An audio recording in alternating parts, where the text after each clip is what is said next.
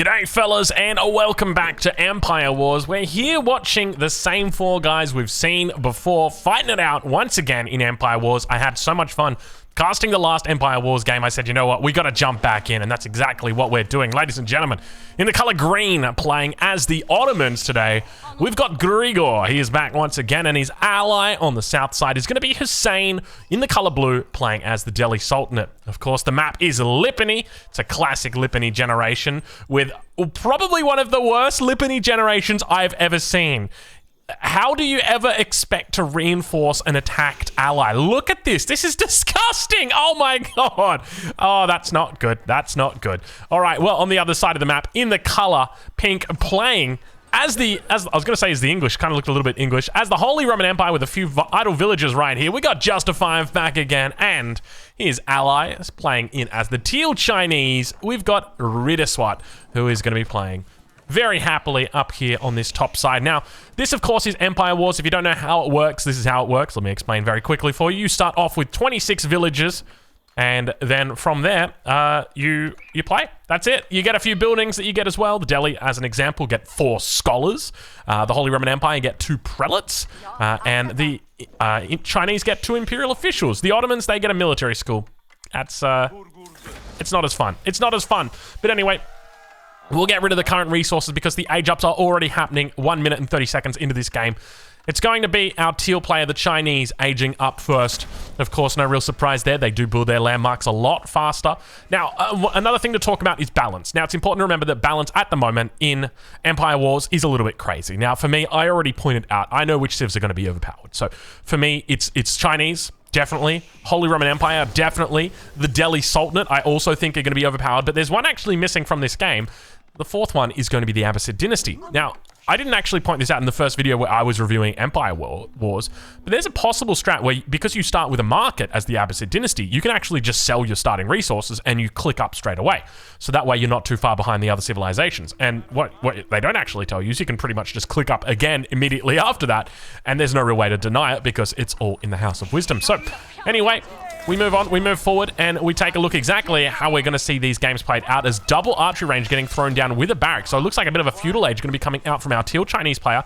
For the Holy Roman Empire, though, normally we see castle ages coming through, but if we ride on board with Justified... Oh, actually, never mind. It does look like he's going to be going castle, so definitely the right call here from him.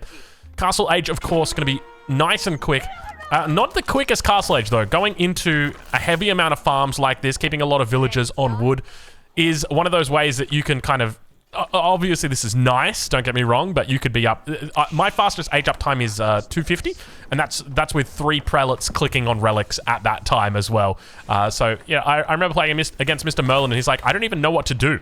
Like, my fastest units can't even get to the relics in time. It's like, yeah, it's... Holy Roman Empire is pretty good. So age up coming through immediately for Justified, throwing down that Regnitz Cathedral. Nothing's going to be able to stop him here. So once again, remember, the balance is a work in progress. Let's just put it this way. Triple range now coming through for our Chinese player. Going to be probably playing Chukunu. We'll ride on board now on the south side and check in with Grigor and see how he's doing, as it's looking like he might be going Castle Age as well. Look at this, triple upgrades coming through, picking up all the tier 1s. Definitely a bit more of a passive game here. I say passive game as we've got units in the base before the 3-minute mark and more starting to move out. A lot of Ghazi Raiders actually coming in. Now, another thing to note, which we haven't really touched on, obviously Lipany, 3 sacred sites here.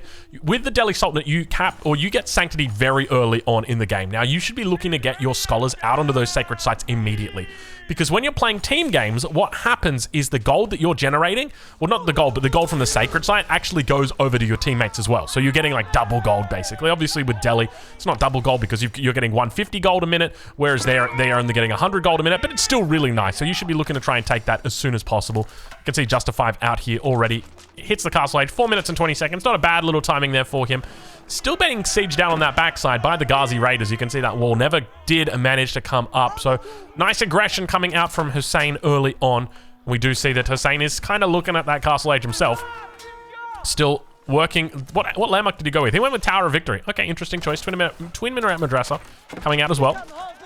And Ghazi Raiders going to be able to clean up this position on the front line. You can see a handful of spearmen here helping out.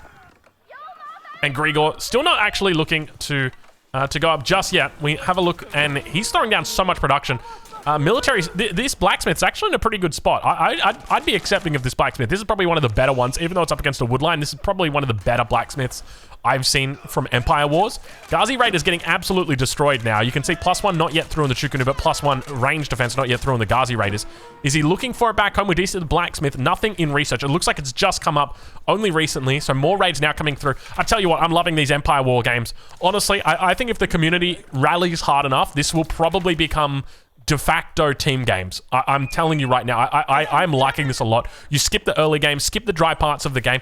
And look, don't get me wrong, I shouldn't say it's a dry part of the game, but the reality is when you're playing a 4v4 or 3v3, the map's absolutely huge. We're not going for Dark Age rushes. Let's stop beating around the bush. It's nice to play that kind of game, but at the end of the day, I feel like Empire Wars just gets you into the action a lot sooner. Definitely still needs a little bit of fine-tuning, a little bit more balancing, but I'd love to know what you think. Do you think that there is the potential that this becomes the next big thing for team games? And honestly, maybe that's where we go. You know, we talked about a tournament. I was speaking about it with Mr. Merlin. We're both of the opinion that there's probably not enough time left in the alpha. I was going to say the alpha, the beta, the pup here to throw a tournament. So we're probably going to have to do it on release. But I'm thinking we might actually just do an Empire Wars tournament. I know Lidicor used to do that as well. He actually did. I think it was in Age of Empires 2. It was an Empire Wars 2v2 tournament. So maybe we look to, you know, ask for Lidicor's blessing or even get him on board and say, hey, Lidor, you know, would you be interested in doing something like this? So maybe that's something that we can look into, a team game Empire Wars tournament, because this is fun. I mean, it is just incredible watching the amount of speed that these guys are hitting with. Already those battering rams coming out, and we hear the sacred site being taken. A little bit of a mistake here by Hussein not coming out yet onto the sacred site, and big aggression coming in. Rita Swat is looking to try and take out his enemy Grigor on this side of the map, and once again, it feels like we've got that situation. Does manage to capture the sacred. Oh my god, he's age 3. I didn't even realize. Hussein, when did you age up? What'd you go with? Comp out of the defender. Definitely a good choice. So yeah, one of the things to note is that it definitely feels like you've kind of got those two 1v1s going on this map. So you've got Grigor on one side going up against the Chinese opponent on the other side. He's going to look to try and defend here. He's going to be careful though. Numbers for the Chinese are looking pretty good. He's got +1 ranged attack, +2 ranged armor coming in on these units. Obviously the meta here. Got to be careful, meta. Don't move too far forward. Meta, move back. Meta, no! Meta! You sacrificed yourself for what? For what? For the greater good? My friend, you've had your health nerfed in the most recent patch. You should not be sacrificing yourself, my friend. We see the veterancy now coming through for Ghazi Raiders. Let's take a look and see what kind of units have we got coming out from Hussein at the moment. He's got 11 military on the field, allegedly. It's going to be knights coming out for him. We do see a little bit of... oh, you know what? It's scholars, isn't it? It's totally scholars. I hate that, man. Scholars are these weird units that are technically... Should we change it? Should it be economic, military, and then like religious? Because they're neither economic and they're neither... I guess technically you could argue that they're economic, but still, it's like it's one of these awkward units where it's like, I've got 11 military. No, you don't, mate. You've got scholars. They are not military units. They might technically fall under that classification, but I assure you right now they are not. All right, let's check in on the villager count. 57 villagers at the moment for our Chinese player. We've got 47 here for the Holy Roman Empire, but keep in mind he's got a lot, and I'm talking a lot of relics back here. How many are we sitting on? At the moment, it looks like 2 relics in the Regnets. Not a huge amount. He's obviously lost out quite a bit to his Delhi opponent. When we ride on board with Hussein, we'll see that he's got 51 villagers and then 45 over for Grigor. So pretty even Stevens at the moment. Nice little push attempt coming in from Grigor, but I think it's a bit of a cardinal mistake. You know, I talked about it in the last video. What's the big mistakes for civilizations? And for the French, we kind of pointed it out with the building of the keep with no military production around it. Well, here this is it for me as the Ottomans pushing without a meta. Especially against a civilization like the Chinese, you need a meta. It is mandatory. So that's definitely on the list of mistakes Ottoman players will make. But obviously that's a feudal age mistake. And we do see the man at arms now going to be coming out for just a 5. This is where we need to be seeing those knights together with those together with the Ghazi Raiders. Could Ghazi Raiders actually be the answer here? Because the men at arms get bonus damage against armored units, right? Against heavy units. So maybe you go range, or maybe you go the Ghazi Raiders because they don't cop that extra damage. Maybe that's the play. Maybe you probably just want crossbows in the end. That looks exactly like the way that Hussein's going to be going. So definitely the right call here. Archer numbers continuing to build though. Finally got the meta in the backside. You can see he's got on an attack speed. No, I take that back. It's on ranged armor at the moment. and should be able to break relatively even with these units. It's obviously, the Chukunu are still a little bit favored, and keep in mind the Chukunu have been nerfed, so they're a little bit more food oriented now. So if we take a look, you can see it's 30 food, 30 wood, 20 gold, instead of 20 food, 30 food, or 20 food, 30 wood, 30 gold. That's what it used to be. So it's not the case anymore, but you can see Chukunu are going to be able to take it out. Did the meta go down? Did the meta go down? Oh my god, the meta went down again. Oh my lord, you got to be so careful with those metas. I'm telling you right now, those metas are really something that you got to be watching, but we do start to see the numbers building now for Hussein on that south side. A little bit of pressure now going to be applied as well. Just a 5. Starting to mess up those units. Prelates coming out, doing a little bit of inspiration here as well. Don't mind me. Bit of extra armor, bit of extra attack. But archer numbers, able to take down the Chukunu, but be fearful. More Chukunu coming out. Look at this. He's just going so heavy on the Chukunu spam. So heavy. Double stable getting thrown down from Rita SWAT as well. Interesting decision. Meta coming out. What's a meta? A meta. We have talked about this before. This is okay. We got to throw these on control groups, right? You've got control group 1 here. Control group 2 is your meta. All right. You never put these units together. You can grab them together and you can right click them over here, but don't you ever put them in the same control group, because if that meta decides to move to the front, you're going to be down a meta, and that is not going to be a fun situation for you. A little bit of a meta arm raid gets cleaned up. And Hussein holding on, doing a decent job down here on the south side. And we got ourselves a classic. This ain't a Mexican standoff. This is a religious standoff. A standoff between the prelate and the scholar. 2 unique units of religious category. It's beautiful to witness, but unfortunately, today it looks like Justified will be justified in holding on to that sacred site. Towards the center, or towards the top side of the map. It looks like we've got more action beginning to unfold. Villagers going to be idled out. Not a whole lot of keeps actually thrown down just yet, despite the combat of the defender, despite that reduction on cost. And keep in mind, it's gone down from 25% down to 20%.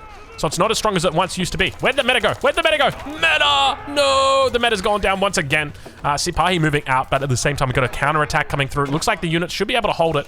Villagers may get caught out of position. They're running in behind. Sipahi coming onto the front line. Remember, these guys have got a little bit more range now, so they're a slightly stronger unit than before, and indeed a complete surround on these villagers. They do get caught out of position. Just away. How many resources did Hussein have? Almost enough resources to throw down a keep. A little bit of a mistake from him delaying the keep for that long, especially in a team game environment. I can't help but feel like a keep on a sacred site would have gone a long way for him.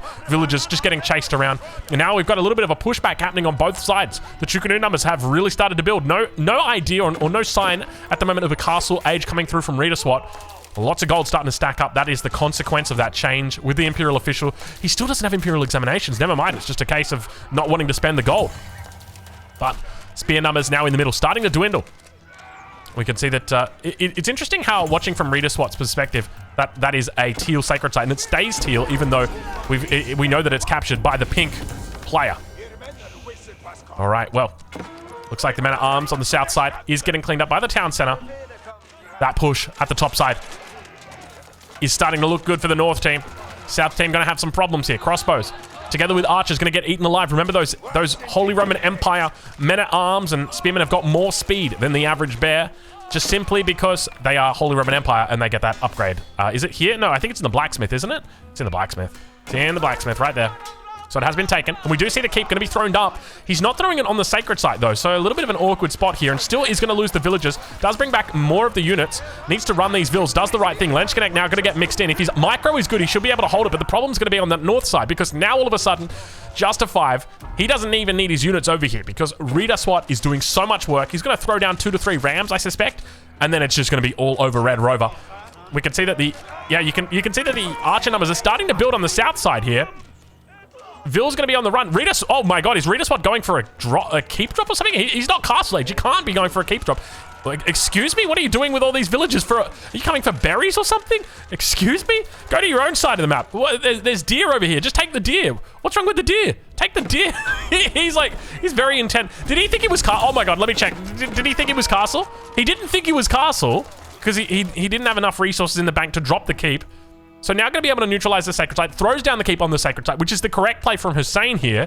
But there is a part of me that still worries about this southern position, because now all of a sudden you've got a double team that's happening. Keep in the middle should be able to block off most of this attack route, but we do see, wait for Springwood emplacement, wait for the relic to come through, then you're going to have yourself a problem. He won't be getting through there. And then you're going to have a 2v1. The only way that you're going to be able to find a way through is on this back line, but all of a sudden we see those infantry units making it towards that position. Sacred site now neutralized over on that east corner.